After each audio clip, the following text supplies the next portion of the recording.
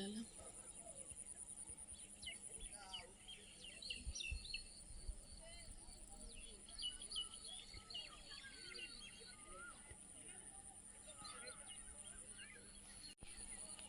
নমস্কার, সীমার ন্যাচারাল ব্লগে আরো একটি নতুন পর্বে সবাইকে স্বাগত। কাছে দূরে সকল দর্শক বন্ধুদের জানাই শুভ সকাল। যারা নতুন দেখছেন প্লিজ চ্যানেলটি সাবস্ক্রাইব করে অবশ্যই অল নোটিফিকেশন অন করে দেবেন। ভিডিও ভালো লাগলে লাইক কমেন্ট শেয়ার করার অনুরোধ রইল। এখন সকাল দুপুর রাত এক সমান মেঘ করে থাকে। আজকে 4 দিন ধরে ঠিক করে সূর্য ওঠে না, রোদ বেরোয় না। মাঝে মাঝে 2-1 সময় মেঘলা রোদ বেরোয়, কিন্তু আজকের তো একদম কালো হয়ে আছে, বেরোবে কি জানি না। তো সাথে থাকুন, সারাদিন কি করছি একটু একটু করে আপনাদের সঙ্গে শেয়ার করতে থাকবো।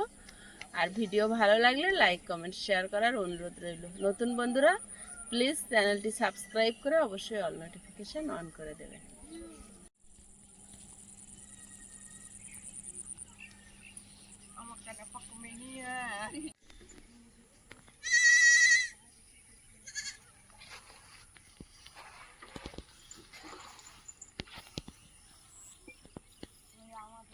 কোদালটা নিয়ে আসবে।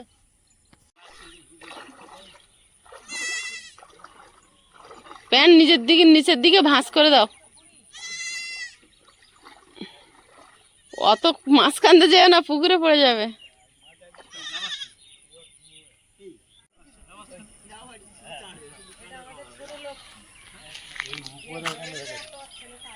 আরে ওই ইটগুলো থাক ওখানে। হ্যাঁ ওগুলো থাক। ওই বৃষ্টি চলে আসলো, ওখানে নামা টামা হচ্ছে মাঝে মাঝে।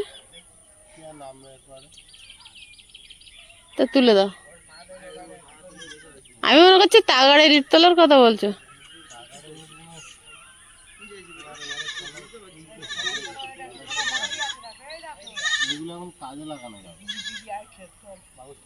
ও সরে যা, ও সরে যা।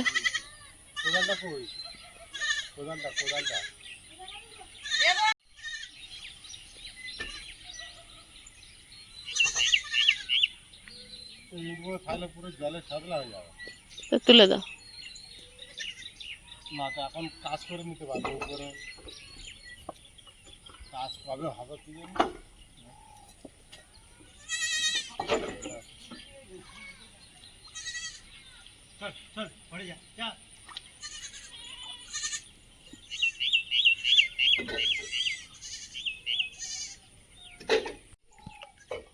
ঝিমঝিম করে বৃষ্টি পড়ছে।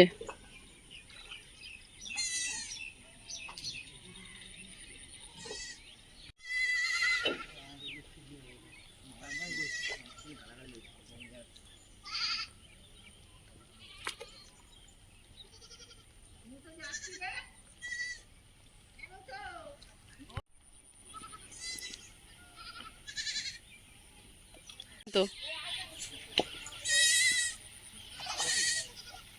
বৃষ্টি শুরু হয়ে গেল। আমি চলে যাচ্ছি বাড়ির ভিতরে। বাড়ি যাচ্ছ? যাও, আমি এগুলো তুলে দিয়ে যাবো।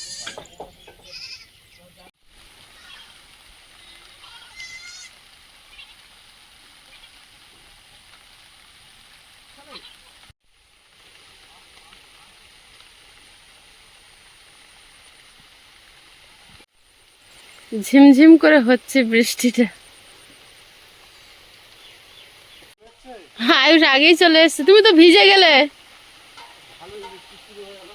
এখন এই সকাল থেকে ভেজা শুরু করলে।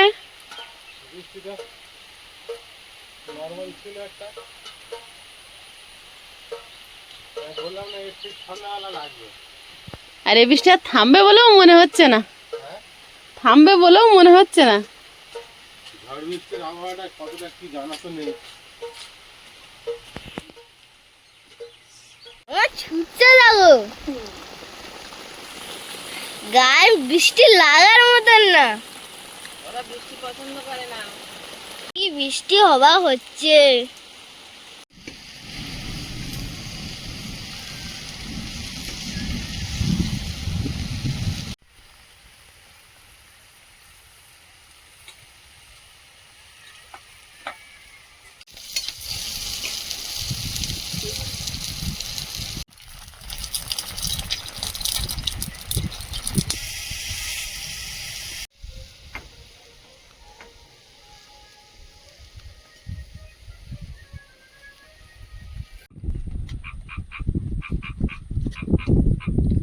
কি ভাবছো বসে বসে?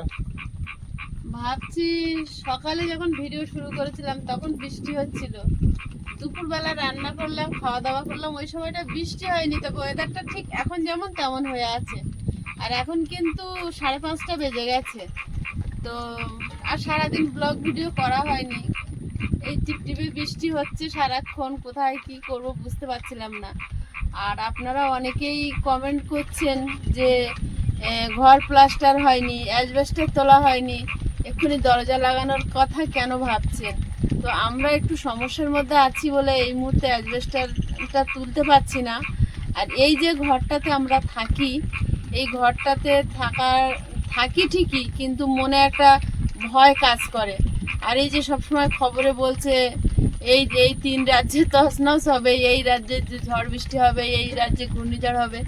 তো আমরা যেহেতু ওই একটা বাথরুম ছাদ দিয়েছি, তো ওইটাতে দরজা লাগানোর কথা এই কারণে ভাবছিলাম যে যদি খুব জোর ঝড় বৃষ্টি কোনো প্রাকৃতিক দুর্যোগ আসে, অন্তত বাচ্চাটা নিয়ে ওর ভিতরে যেন দরজাটা বন্ধ করে বসে সময় ওই ঝড়ের সময়টুকু কাটাতে পারি, ওইটা ভেবেই আমরা দরজাটা লাগাচ্ছিলাম। আপনারা অনেকেই অনেক রকম মন্তব্য করেছেন, আমাদের শুভাকাঙ্ক্ষী আপনারা ছাড়া আমরা কিচ্ছু না। তো আপনারাও হয়তো বুঝতে পারছেন না যে আমরা কিসের জন্য কি করছি, আর আমরাও এই মুহূর্তে একটু দিশেহারা মতো হয়ে পড়েছি। তো এই হচ্ছে পরিস্থিতি, ওর জন্যই আমরা, নাহলে ওইটা আগে প্লাস্টার করে লাগানোটা উচিত, কিন্তু আমাদের পরিস্থিতি এরকম যে এটাই আমাদের করতে হচ্ছে। যার জন্য গতকালকে যখন ওইটা দরজাটা লাগানো হলো না, তাই একটা টিন ছিল, ওটা আয়েশের বাবা আপাতত তুলে দিয়েছে। আর আমাদের দিদিভাই যে একটা প্লাস্টিক মানে পাঠিয়েছিল, একটা ওটাকে কি বলে, তাবু, প্লাস্টিকের ত্রিপল। তো ভাবছিলাম ওটা দরজার সামনে দিয়ে দেবো, কারণ এই ওয়েদার কাটছে না, আর প্রতি মুহূর্তে আমরা ভয়ে ভয়ে কাটাচ্ছি। ও বাড়িতেও যেমন অবস্থা, এ বাড়িতেও তেমন। ও বাড়িতে পূজা দিতে যাই তো দেখি ঘরের মেঝেটা যে একদম জলে থই থই হয়ে আছে, কারণ মাঝখানের অ্যাসবেস্টারটা এরকম হয়ে গেছে, ওখানে একটা বাঁশ দিয়ে করা ছিল। তো ওখানকেও যেমন পরিস্থিতি এখানেও তেমন। এখন যদি ঠাকুর করে আমরা একটু ঘরে অ্যাসবেস্টারটা তুলতে পারি, তাহলে অন্তত ওর ভিতরে গিয়ে আশ্রয় নেওয়া যাবে, এরকম একটা পরিস্থিতির মধ্যে দিয়ে যাচ্ছি। আর আজকের ওয়েদারটা দেখে যেন বেশি মনটা খারাপ লাগছে, সত্যি আকাশের ভাব একদমই ভালো না। ঘরের ভিতরে ছোট্ট ঘর, সারাদিন যদি ঝড় বৃষ্টি হয় কতক্ষণ ওর ভিতরে থাকবো। এখন এই বাইরে এসে বসে আছি একটু, এখানে বৃষ্টি, এই দেখুন এই সাইডগুলো কিন্তু জল ঝাপটা দিয়ে ভিজিয়ে দিয়েছে। আর এটা এমন একটা ঘর করেছি আমরা, আপনারা হয়তো আমাদেরকে ভুল বুঝছেন, আমরা যদি যে কোনো একটা সাইড বন্ধ করি, জোরে ঝড় হলে এই ঘরটা ভেঙে দেওয়ার ভয় থাকবে। বন্ধ করলে সব দিক বন্ধ করতে হবে এবং ভালোভাবে, যাতে হাওয়া না ঢুকতে পারে।